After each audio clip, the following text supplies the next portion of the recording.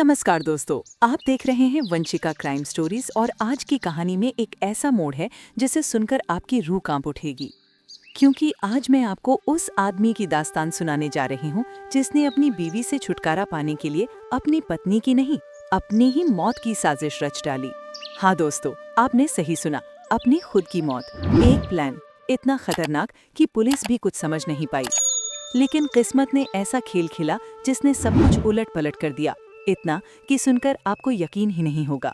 तो चलिए इस हैरान कर देने वाली कहानी की शुरुआत करते हैं। और अगर आप ऐसी ही सच्ची और सनसनीखेज कहानियां सुनना चाहते हैं तो वीडियो को अभी लाइक कर दीजिए, अपनी राय कमेंट में बताइए और हाँ, चैनल को सब्सक्राइब करना बिल्कुल मत भूलिएगा।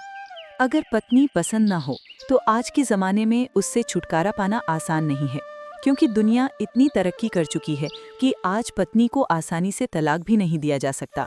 अगर आप सोच रही हैं कि हत्या करके छुटकारा पाया जा सकता है, तो हत्या करना तो आसान है, लेकिन लाश को ठिकाने लगाना आसान नहीं है। इसके बावजूद दुनिया में ऐसे मर्दों की कमी नहीं है जो पत्नी को मारकर उसकी लाश को आसानी से ठिकाने लगा देते हैं। ऐसे भी लोग हैं जो ज़रूरत पड़ने पर तलाक देकर भी अपनी पत्नी से छुटकारा पा लेते हैं। लेकिन ये सब वही लोग करते हैं जो हिम्मत वाले होते हैं। हिम्मत वाला तो पुष्पक भी था, लेकिन उसके लिए समस्या ये थी कि पारिवारिक और भावनात्मक लगाव की वजह से वो पत्नी को तलाक नहीं देना चाहता था। पुष्पक सरकारी बैंक में कैशियर था। उसने स्वाति के साथ वैवाहिक जीवन के 10 साल गुजारे थे। अगर मालिनी उसकी धड़कनों में ना समा गई होती तो शायद बाकी का जीवन भी वो स्वाति के ही साथ बिता देता। उसे स्वाति से कोई शिकायत भी नहीं थी। उसने उसके साथ दाम्पत्य के जो 10 साल बिताए थे उन्हें भूलना भी उसके लिए आसान नहीं था। लेकिन इधर स्वाति में कई ऐसी खामियां नजर आने लगी थी जिनसे पुष्पक बेचैन रहने लगा था। जब किसी मर्द को पत्नी में खामियां नजर आने लगती हैं तो वो उससे छुटकारा पाने की तरकीबें सोचने लगता है। इसके बाद उसे दूसरी औरतों में खूबियां ही खूबियां नजर आने लगती हैं। पुष्पक भी अब ऐसी ही स्थिति में पहुंच गया था। उसे जो वेतन मिलता था उसमें वो स्वाति के साथ आराम से जीवन बिता रहा था, लेकिन जब से मालिनी उसके जीवन में आई तब से उसके खर्च बढ़ गए थे। इसी वजह से वो पैसों के लिए परेशान रहने लगा था। उसे मिलने वाले वेतन से 2 औरतों के खर्च पूरे नहीं हो सकते थे। यही वजह थी कि वो दोनों में से किसी एक से छुटकारा पाना चाहता था। जब उसने मालिनी से छुटकारा पाने के बारे में सोचा तो उसे लगा कि वो उसे जीवन के एक नए आनंद से परिचय कराकर यह सिद्ध कर रही है कि जबकि स्वाति में वो बात नहीं है। वो हमेशा ऐसा बर्ताव करती है जैसे वो बहुत बड़े अभाव में जी रही है। लेकिन उसे वो वादा याद आ गया जो उसने उसके बाप से किया था कि वो जीवन की अंतिम सांसों तक उसे जान से भी ज्यादा प्यार करता रहेगा। पुष्पक इस बारे में जितना सोचता रहा उतना ही वो उलझता गया। अंत में वो इस निर्णय पर पहुंचा कि वो मालिनी से नहीं, स्वाति से छुटकारा पाएगा। वो उसे ना तो मारेगा ना ही तलाक देगा। वो उसे छोड़कर मालिनी के साथ कहीं भाग जाएगा। ये एक ऐसा उपाय था जिसे अपनाकर वो आराम से मालिनी के साथ सुख से रह सकता था। इस उपाय में उसे स्वाति की हत्या करने के बजाय अपनी हत्या करनी थी।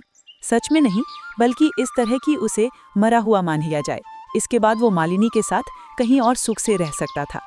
उसने मालिनी को अपनी परेशानी बताकर अपने विश्वास में लिया। इसके बाद दोनों इस बात पर विचार करने लगे कि वो किस तरह आत्महत्या का नाटक करे कि उसकी साजिश सफल हो जाए। अंत में तय हुआ कि वो समुद्र तट पर जाकर खुद को लहरों के हवाले कर देगा। तट की ओर आने वाली समुद्री लहरें उसकी जैकेट को किनारे ले आएंगी। जब उस जैकेट की तलाशी ली जाएगी तो उसमें मिलने वाले पहचान पत्र से पता चलेगा कि पुष्पक मर चुका है। उसे पता था कि समुद्र में डूबकर मरने वालों की लाशें जल्दी नहीं मिलती, क्योंकि बहुत कम लाशें ही बाहर आ पाती हैं। ज्यादातर लाशों को समुद्री जीव चट कर जाते हैं।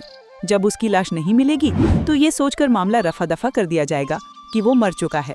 इसके बाद देश के किसी महानगर में पहचान छिपाकर वो आराम से मालिनी के साथ बाकी का जीवन गुजार लेगा। लेकिन इसके लिए उसे काफी रुपयों की जरूरत थी। उसके हाथों में रुपए तो बहुत होते थे, लेकिन उसके अपने नहीं। इसकी वजह ये थी कि वो बैंक में कैशियर था।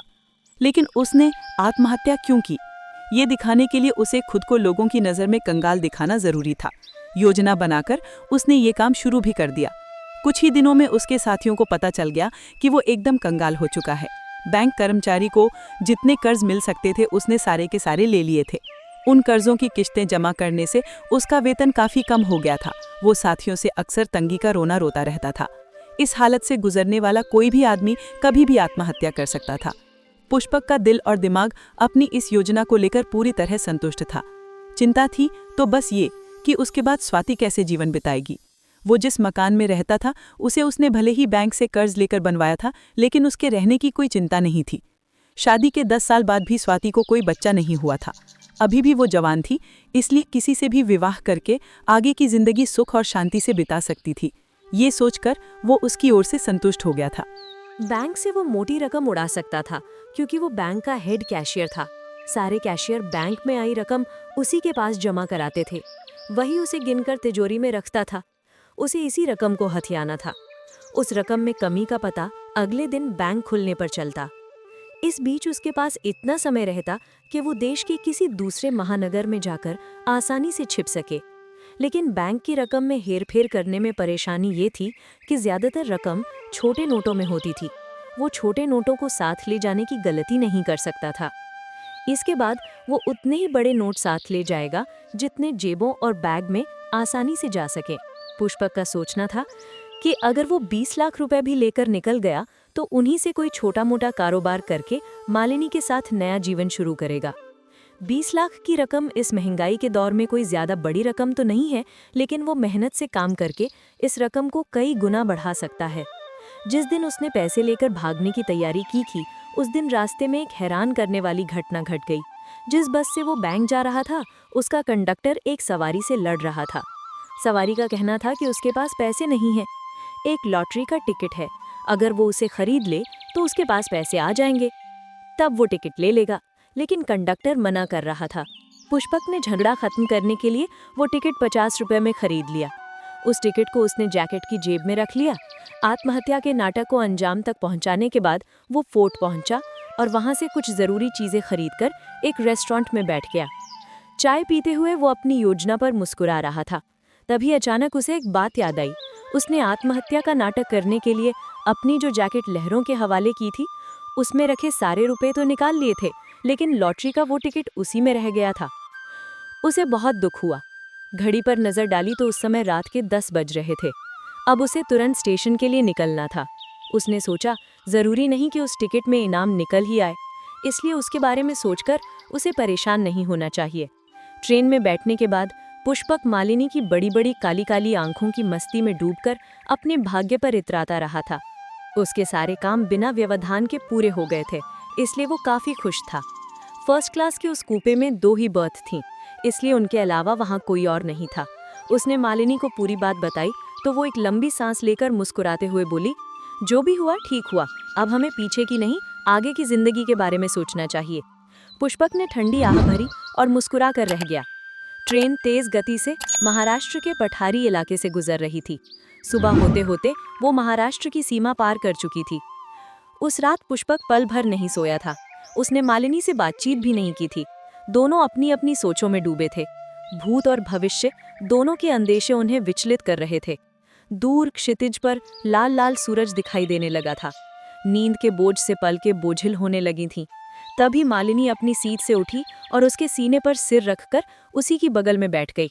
पुष्पक ने आंखें खोलकर जब देखा तो ट्रेन शोलापुर स्टेशन पर खड़ी थी। मालिनी को उस हालत में देखकर उसके होठों पर मुस्कुराहट तैर गई। हैदराबाद के होटल के एक कमरे में वे पति पत्नी की हैसियत से ठहरे थे। वहां उनका ये दूसरा दिन था। पुष्पक जानना चाहता था कि मुंबई से उसके भागने के बाद क्या स्थिति है। वो लैपटॉप खोलकर मुंबई से निकलने वाले अखबारों को देखने लगा। मालिनी ने पूछा, कोई खास खबर? पुष्पक ने हंसकर कहा, अभी देखता हूँ। मालिनी भी लैपटॉप पर झुक गई। दोनों अपने भागने से जुड़ी खबर खोज रहे थे। अचानक एक जगह पुष्पक की नजरें जमकर रुक गईं। उसे सटी बैठी मालिनी को लगा कि पुष्पक का शरीर अकड़ सा गया है। उसने हैरानी से पूछा, क्या बात है डियर? पुष्पक ने गूंगों की तरह उंगली से लैपटॉप की स्क्रीन पर एक खबर की ओर इशारा किया। समाचार पढ़कर मालिनी भी जड़ हो गई। वो होठों ही होठों में बड़बड़ाई, समय और संयोग, संयोग से कोई नहीं जीत सका। हाँ, संयोग ही है। वो मुंह से कोड़कर बोला, जो हुआ अच्छा ही हुआ। मेरी जैकेट पुलिस के हाथ लगी। जिस पुलिस वाले को मेरी जैकेट मिली वो ईमानदार था, वरना मेरी आत्महत्या का मामला ही गड़बड़ा जाता। चलो, मेरी आत्महत्या वाली बात सच हो गई। इतना कहकर पुष्पक ने एक ठंडी आह भरी और खामोश हो गया। मालिनी खबर पढ़ने लगी। आर्थिक परेशानियों से तंग आकर आत्महत्या करने वाले बैंक कैशियर का दुर्भाग्य। इस हेडिंग के नीचे पुष्पा की आर्थिक परेशानी का हवाला देते हुए आत्महत्या और बैंक के कैश से 20 लाख की रकम कम होने की बात लिखते हुए लिखा था, इंसान परिस्थिति से परेशान होकर हौसला हार जाता है और मौत को गले लगा लेता है, लेकिन वो नहीं जानता कि प्रकृति उसके लिए और भी तमाम दरवाजे खोल लेती है। पुष्पक ने 20 लाख रुपए बैंक से चुराए और रात को जुए में लगा दिए कि सुबह पैसे मिलेंगे तो वो उसमें से बैंक में जमा कर देगा, लेकिन वो सारे रुपए हार गया। इसके बाद उसके पास आत्महत्या करने के अलावा कोई चारा नहीं बचा, जबकि उसके जैकेट की जेब में एक लॉटरी का टिकट था जिसका आज ही परिणाम आया है। उसे 2 करोड़ रुपए का पहला इनाम मिला है। सच है, समय और सहयोग को किसी ने नहीं देखा है। मालिनी जब वो खबर पढ़ रही थी तो तब कमरे में ऐसी खामोशी फैल गई जैसे वक्त भी कुछ पल के लिए रुक गया हो। पुष्पक बस छत की तरफ देखता रह गया। पुष्पक की आंखें सूनी, चेहरा सुनसान। उसके होंठ कांपे और बोला, मालिनी, मेरी जैकेट में रखा वही लॉटरी वाला टिकट जिसने हमारी साजिश के बीच मेरे हाथ में आकर फिर उसी जैकेट में रहकर मेरी जिंदगी का फैसला कर दिया। उसकी आवाज भर गई। मैं 20 लाख के लिए अपनी जिंदगी, अपनी पहचान, अपना घर सब छोड़ आया। और किस्मत ने मुझे 2 करोड़ दे दिए, लेकिन अब मैं वापस नहीं जा सकता। मैं अपने घर नहीं जा सकता, स्वाति के पास नहीं लौट सकता, बैंक में अपनी नौकरी नहीं पा सकता और अपनी मौत को भी अब झूठ नहीं कह सकता। उसकी आंखें पिघलने लगी। वो हंसने की कोशिश करता, मगर हंसी टूटकर रोने में बदल जाती। मालिनी, ये पैसा, ये भाग जाना, ये प्लान, सब मुझसे मेरा ही सब कुछ छीन कर ले गया। अब मेरे पास न मेरी पहचान है, न घर, न स्वाति, न तुम, कुछ भी नहीं। मालिनी ने उसका हाथ थामने की कोशिश की, लेकिन जैसे उसके हाथों में पकड़ने को कुछ बचा ही नहीं था। मालिनी ने कांपती आवाज में कहा, डियर, हम नई जिंदगी शुरू कर सकते हैं।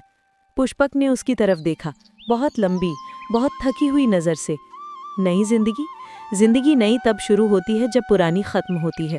और मेरी पुरानी उम्र, पुराना घर, पुराना प्यार, सब कुछ पीछे ही नहीं छूटा, मर गया है मालिनी, मेरे साथ ही मर गया। उसकी आवाज टूटने लगी। जो आदमी अपनी ही मौत का नाटक कर जाता है ना, वो कभी फिर पूरी तरह जिंदा नहीं हो पाता। उसने धीरे से लॉटरी की खबर वाली स्क्रीन बंद कर दी। कमरे की रोशनी मंद पड़ने लगी और बाहर से होटल की खिड़की पर हल्की बारिश की बूंदें गिरने लगी, जैसे आसमान भी उसके लिए रो रहा हो। पुष्पक एकदम थके हुए बच्चे की तरह फुसफुसाया, काश मैं भागा ही ना होता, काश मैं घर लौट पाता, काश मेरी मौत सच न होती।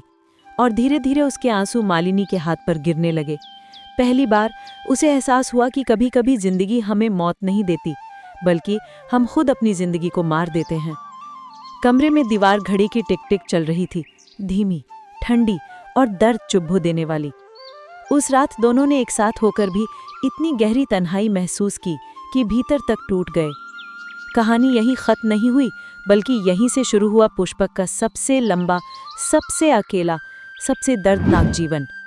एक ऐसा जीवन जिसमें वो खुद जिंदा था, लेकिन पूरी दुनिया की नज़र में हमेशा के लिए मर चुका था।